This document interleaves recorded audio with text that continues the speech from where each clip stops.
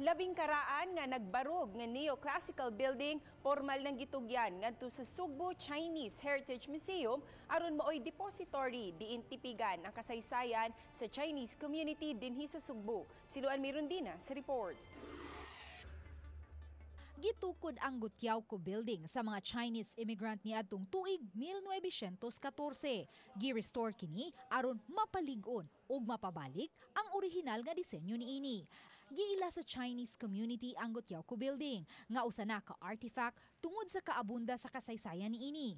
Kabahin sa natampo sa Chinese community sa paglambo sa Sugbo.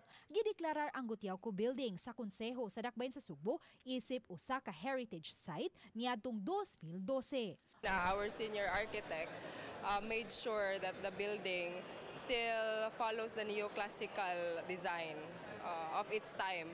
90% pa sa 140 milyones pesos nga kantidad nga gikinahanglan aron makumpleto ang museum. Hinuon matod ni Jose Soberano III, Board of Trustee ug Treasurer sa SCHM nga moabot na sa 200 milyones pesos ang gisaad sa pipila ka mga negosyante aron matapos ang museum. Gipalanog usab ni Bob Gothong, chairman sa Sugbo Chinese Heritage Museum, nga mosunod na sa ikaduhang hugna ang restoration project sa Gutiawco Building.